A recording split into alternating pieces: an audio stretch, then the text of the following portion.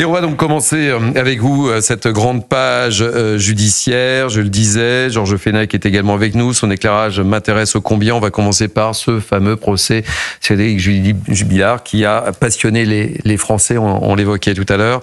Le verdict est tombé cet après-midi. Il a été condamné à 30 ans de prison pour le meurtre de son épouse Delphine Jubilard. Il a décidé de faire appel et c'est Augustin Donadieu qui nous résume tout cela. Au terme de 4 semaines de procès éprouvants, Cédric Jubilard est reconnu coupable du meurtre de sa compagne Delphine dans la nuit du 15 novembre 2020. Il a été condamné à 30 ans de réclusion criminelle à la majorité qualifiée de 7 voix sur 9. Un soulagement pour les enfants du couple, selon leurs avocats Malika Chmani et Laurent Boguet. C'est important pour les enfants, 30 ans à la hauteur, j'ai envie de dire, de l'absence d'aveu et l'absence de corps.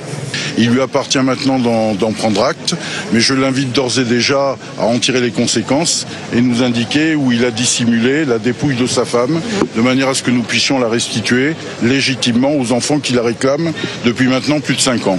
Durant tout le procès, Cédric Jubilard n'a cessé de clamer son innocence. Mais le jury, composé de 3 magistrats et 6 jurés populaires, a reconnu la culpabilité de l'homme de 38 ans, tout en retenant la circonstance aggravante de meurtre sur conjoint. Emmanuelle Franck, avocate de Cédric Jubilard, annonce faire appel. Évidemment, il réagit comme quelqu'un qui est abattu, mais qui a cette lueur aussi de se dire que tout n'est pas définitif. Cet homme continuera à clamer son innocence et nous espérons que de futurs jurés y croiront.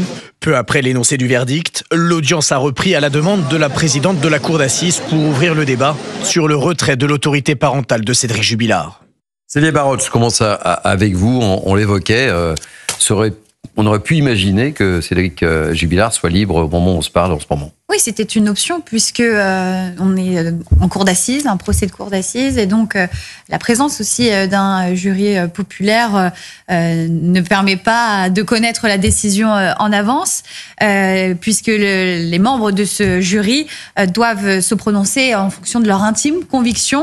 Et donc, on peut aussi s'attendre à ce qu'on appelle Cédric Jubilard puisse être acquitté ou condamné à une peine inférieure. En tout cas, ce qui est sûr, c'est que Cédric Jubilard pouvait être libre ce soir. Finalement, il retourne en prison, à la prison de Toulouse-Séis.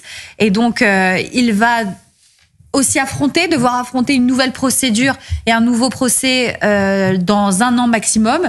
Même chose pour les proches de Delphine Jubilard. Même si nous n'avons pas eu d'aveu, de nouvelles informations sur la disparition, le motif de la disparition de Delphine Jubilard, ce qui est sûr, c'est que la justice reconnaît aujourd'hui, en première instance, que Delphine Jubilard est morte et qu'elle a été assassinée par son mari, Cédric Jubilard, même s'ils étaient en instance de séparation au moment des faits.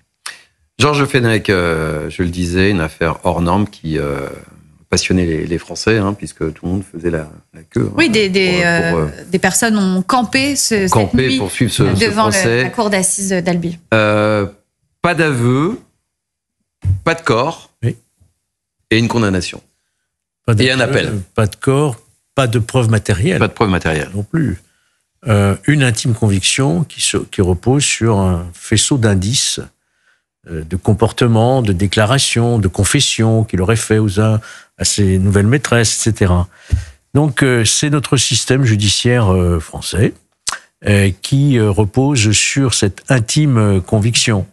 Ceci dit, ce procès est d'ores et déjà anéanti puisqu'il y a un appel et qu'il y aura un nouveau procès. Dans 1 an. Lorsque j'avais porté la réforme sur la révision criminelle, j'avais fait une étude depuis les années 2000 jusqu'à 2014, donc il y avait 60 condamnations en première instance qui avaient été en appel acquittées.